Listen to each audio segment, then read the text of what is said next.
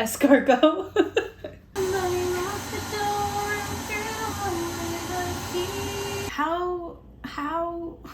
How? This looks like a horror movie. Hello, my name is Katrina and welcome to Moonbelly Makes, where I share all of the projects that I love to do, from cooking to crafting to baking. Today is a baking day, and when it's a baking day, I am doing my project called Katrina's Great British Baking Project, or Bake Along with Bake Off, where I make the recipes from the Great British Bake Off. And today's additional title for this project is You're Making How Many Kinds of Bread Today? I have steadily been going through the episodes of Collection 5, doing all of the bakes, and today I'm switching it up a little bit. I am skipping the first 2 bakes from Bread Week because I didn't want to do them. It's my project. So I'm skipping right ahead to the showstopper, which is a bread sculpture made out of naturally colored doughs. So the official title of this bake is called Colorful Bread Sculpture, and the parameters are thus. The bakers had to do 3. Of course, I picked one that has 4. So I have a ton of ingredients, a ton of things to do, and it all sounds really delicious, so I'm very excited. Another thing that's very exciting about this one is that it's the first savory bake that I am doing in this project. And if you've been around for any amount of time, you know that I don't like things that are too sweet, and I like things that are savory, so I'm very excited. Eye-catching with natural ingredients for color and flavor, and they had 4.5 hours to do it. It's 8 a.m. exactly right now, so we'll see how long it takes me. I will report back. I don't usually make bread, and now I'm gonna make 4 kinds of bread in one day, and hopefully they will all taste amazing. I may be just stalling right now because I'm nervous, but I need to get started. So let's see how it goes. The sculpture that I am recreating was made by a bake testant named Julia and is of a snail under a mushroom. The 4 types of dough she used were a black Russian rye for the mushroom stem, bacon and cheddar rolls for the forest floor, a roasted red pepper and paprika roll filled with caramelized onions and goat cheese for the snail, and a beet bread for the mushroom cap. I found a version that I liked for each recipe, and they are all linked in my blog post, which is linked below if you want to make them yourself. The doughs all started out somewhat the same, which involved proofing the yeast in warm water or milk with a bit of sugar. The first 3 were baked at the same temperature, so I started with the black rye since it had the longest proofing and baking times, and finished with the beet bread. For the black rye, I followed the recipe almost exactly, with a few substitutions based on what I could find. I put together a bowl of water, molasses, apple cider vinegar, butter, and 99% unsweetened chocolate. Have you ever had 99% chocolate? I haven't. I don't think I'm gonna like this, especially since it's the first thing I'm eating this morning, but I feel like I should try it.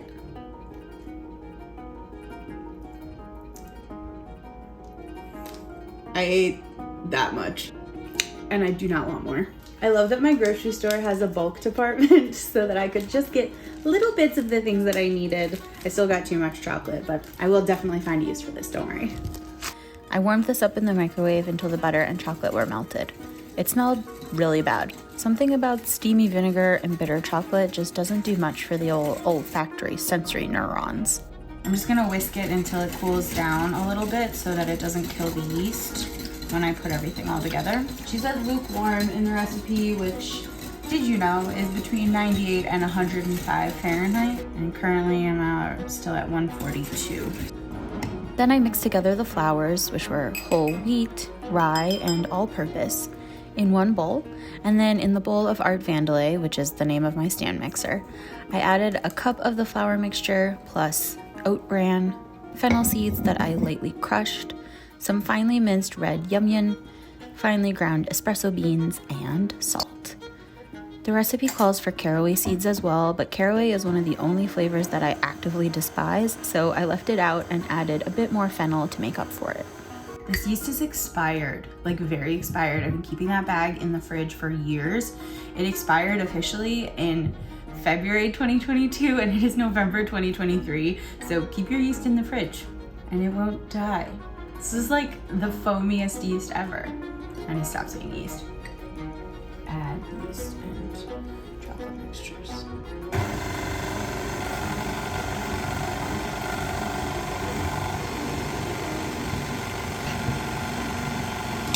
After Art went to town on that sloppy mixture for 3 minutes, I added scoops of the flour mixture until the dough stopped sticking to the sides of the bowl. Then it was time to knead. I added a bit more from the flour bowl, but it didn't end up using all of it. It then went into a greased bowl to rise. I used my little notes that you saw at the beginning of the video to write down when the rises and bakes started and ended because I don't have that many timers. Although there probably is an app for that, and if there isn't, someone should develop it. Then I reset the kitchen for dough number 2, green dough for the forest floor. The one simple yet dramatic adjustment I made to this recipe is making the dough green.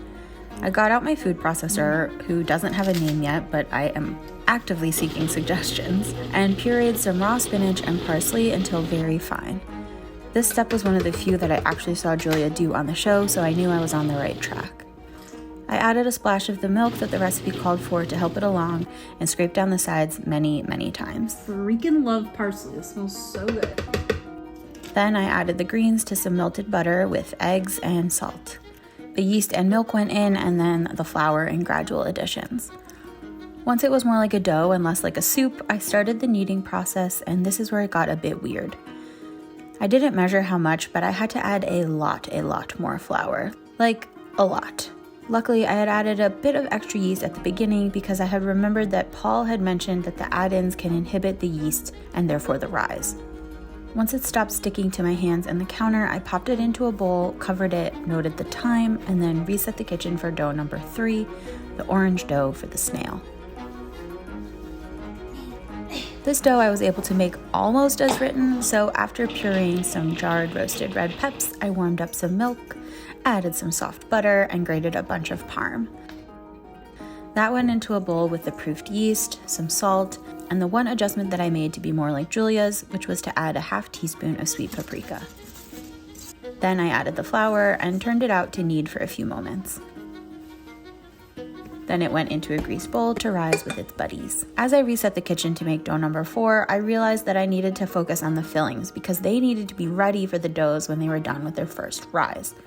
Most breads and all of these rise twice. Once as a large mass of dough, which is sometimes called bulk fermentation or a bench rest, and then once after it's in the shape that it will bake in, which is sometimes called second ferment or final rise. Because 2 of my doughs, the green and the orange, needed to be filled, I had to have the fillings done in time for them to not overproof on their first rise, so I could shape them with the fillings for the second rise.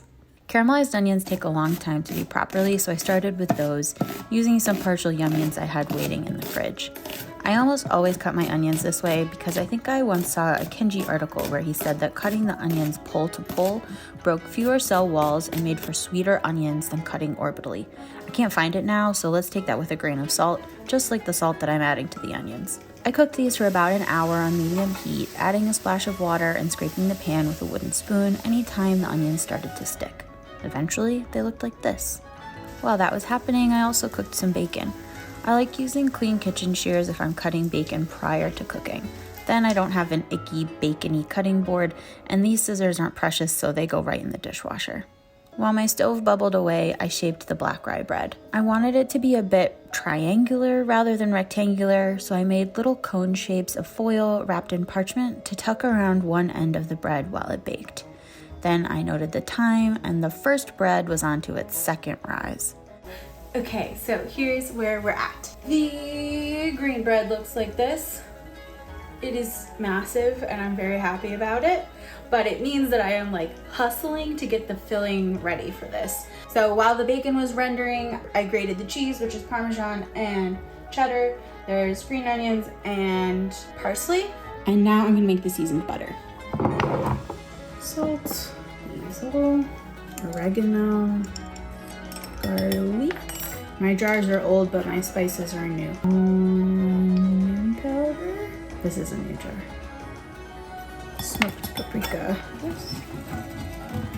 I know this part of the video is a little all over the place, but now you know a bit of how I felt. This part was a juggling act for sure. So I give to you, from the bottom of my heart, a moment of respite as I fill and shape these rolls.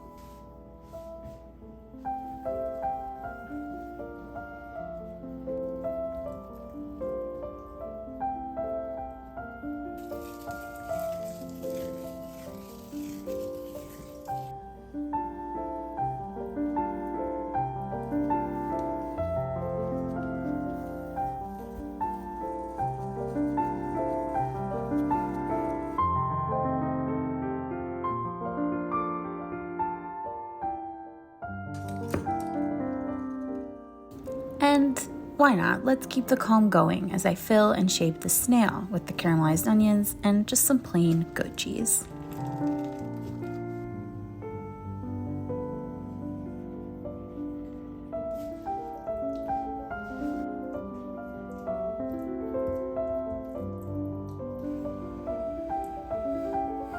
Julia's snail looked quite reminiscent of a certain piece of reproductive anatomy, and I wanted to try and make mine a little less suggestive. She just used the roll and had the end sticking straight up, but I decided to make a round of dough for the head and some skinny little pieces for some eye stalks. Wow, so it's time for an update. The black bread is in the oven. The green bread and the orange bread are filled and they're on their second proof. The beet bread I haven't started. The pink one I haven't started at all yet. So first things first, this kitchen is a mess. It is a disaster. So I'm going to clean it up a little bit first. And then I'm really hungry, so I'm gonna have a little bit of a snack. And then I'll get going on that beet dough. The next thing that I'm going to do is make beet puree. And I got the biggest beet I could find. I really wish that people would use more weight measurements in the US, but the recipe that I found had cup measurements, and how? It says 1.5 cups of raw beet puree, which is about two and a half medium beets. So I got this big boy and I also got another little one just in case I need a little bit more. I didn't want to overbuy, and hopefully it will give me the right amount of beets. So I peeled the absolute planet of a beet before dicing it up on my plastic cutting board that won't stain, and then tossing it into the still nameless food processor.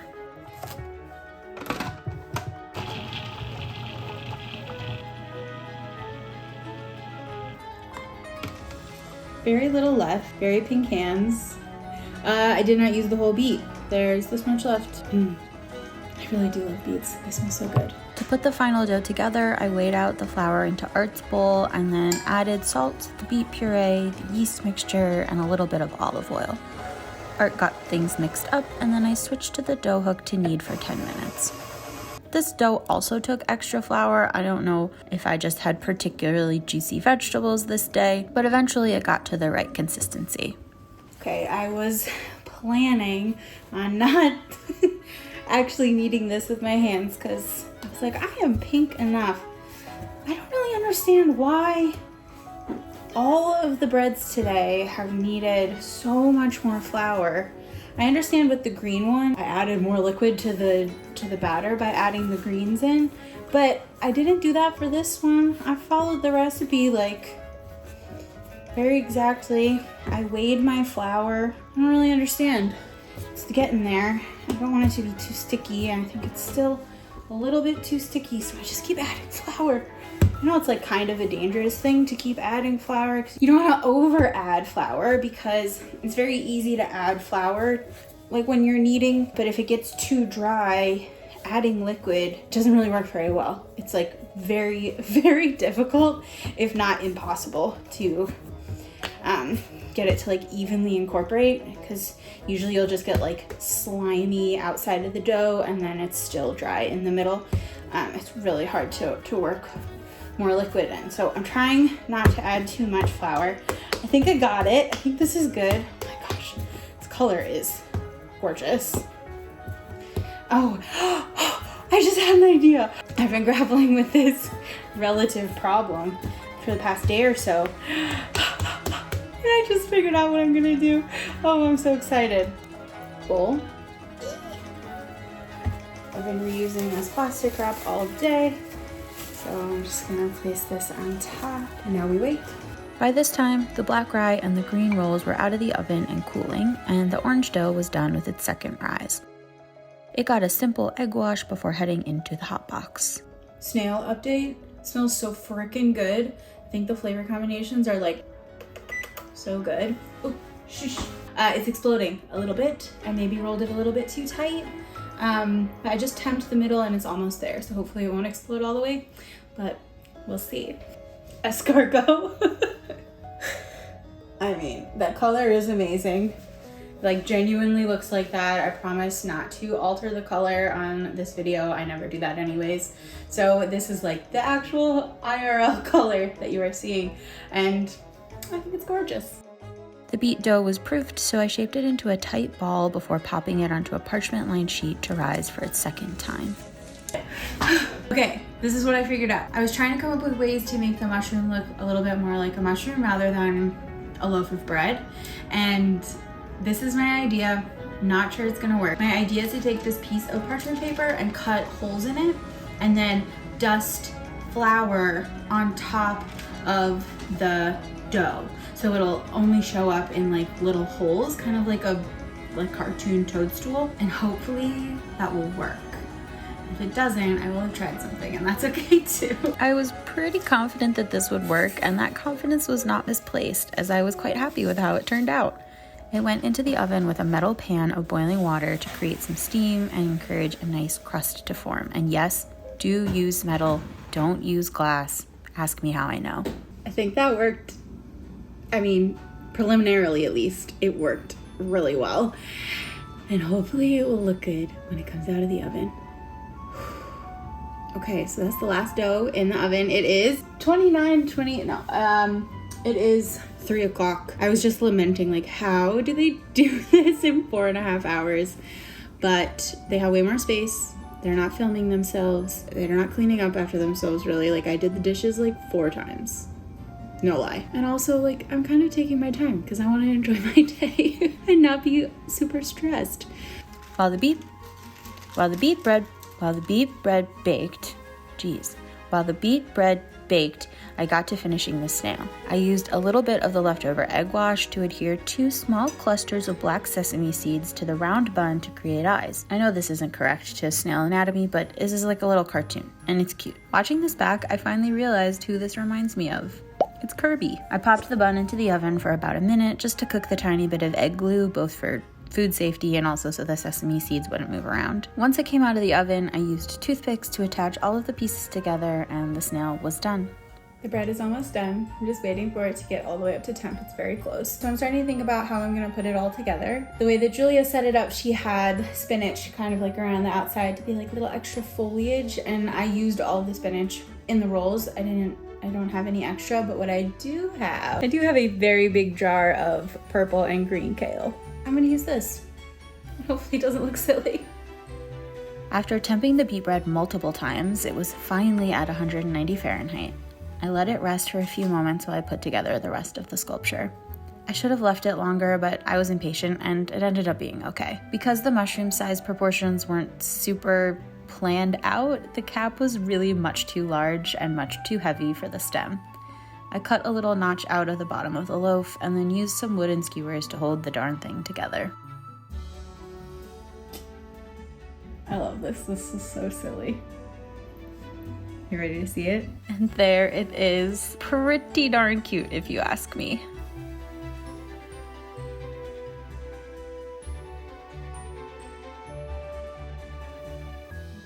Okay, I have disassembled the whole thing, cut myself pieces of everything. I'm going to start with the black rye. It smells a little oniony. Definitely can smell the fennel. Oh, this is good. This needs like a thick slab of good butter and a bowl of soup. That's what this needs for me. I will make this again. I'll tell you that right now. 10 out of 10. This one's really good. Time for the bacon roll. This thing is monstrous. Oh, so fluffy.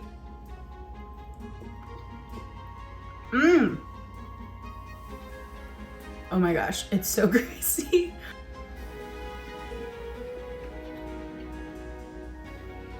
I know the recipe doesn't call for green dough. It doesn't call for putting spinach and parsley in the dough, but it should, I think. Like if I was gonna make this again, which I definitely will, I would do it with the green dough. It adds just a little something. Well, it adds a little something, and that something is a little bit of like earthiness.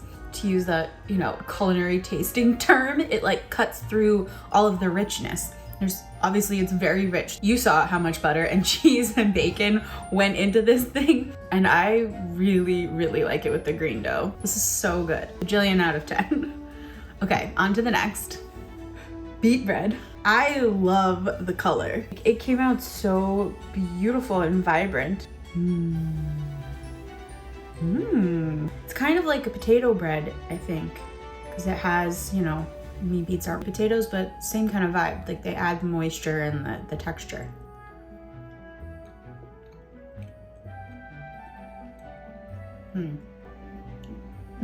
It's good. It's very beety, and it really does have a great texture. I think it needs a little salt. Yeah, I feel like if I was to make this one again, which I'm not sure I will, although it is stunning. But I think if I were to make this again, I would put in a little extra salt. Rating out of 10, 7.5, 7.5. Very good, very solid. You know what I want to do with this? I want to make a savory French toast out of this. That's what I'm going to do with it. I'll post it on my Instagram when I do. On to the last, the final bread. I feel like this is going to be my favorite. It smells so good. I mean, if you saw my last video, you know how much I love onions. Oh my gosh.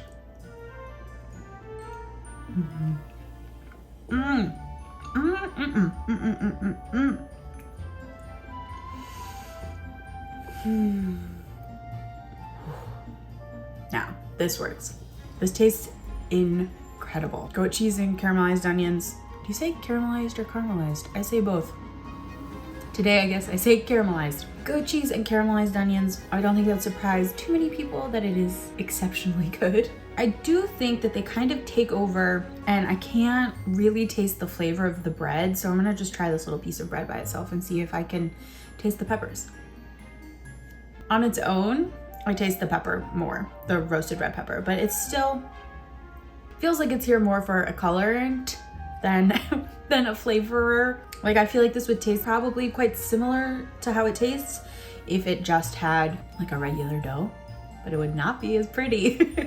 It's not that I can't taste it, it's just not like, oh, this is roasted red pepper bread. Like if I was blindfolded, I would taste goat cheese and onions. It's not quite a bajillion out of 10, but it's like a million. It's like a million out of 10.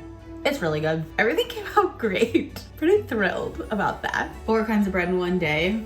Success, success, success, success. I definitely feel less afraid of yeast doughs. I guess I wouldn't say I've been afraid of them. Like, I think they're gonna take a lot more effort than they actually do. I think that's what it is. I'm like afraid that it's gonna require more out of me to make a good yeasted dough, but turns out if I can do 4 in one day, granted I'm very tired, but if I can do 4 in one day, then I can do 1 every once in a while. And I should do it more because there's nothing like homemade bread. I know I rated them like each individually, but I'm gonna kind of do a little rating of the whole thing and also how well I did. And I'm gonna do it out of handshakes, which if you know Great British Bake Off, you know why. Otherwise, go read my post about it. Overall, I think my execution, let's go 10. I think I deserve a 10 today. 10 out of 10 handshakes for how well I did today. Go me. And then in terms of if I'm likely to make the bake again, I can't imagine a situation where I would be making a bread sculpture with all of these kinds of breads. If I ever needed to do that, yes, I would recreate all of these. For all the individual recipes, I have like a use I could imagine in my mind. So yeah, I would make all of them again, and I think that you should too. So all of the recipes are linked in the blog post if you want to make them yourself, which I recommend. I hope you enjoyed this video, and if you did and you want to come back for more, may I recommend doing the following.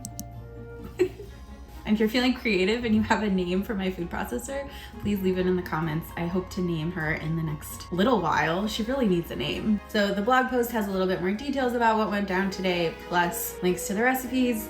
Also on my blog and here on YouTube, I share all of the projects that I love to make, my own recipes, as well as crafting and DIY projects.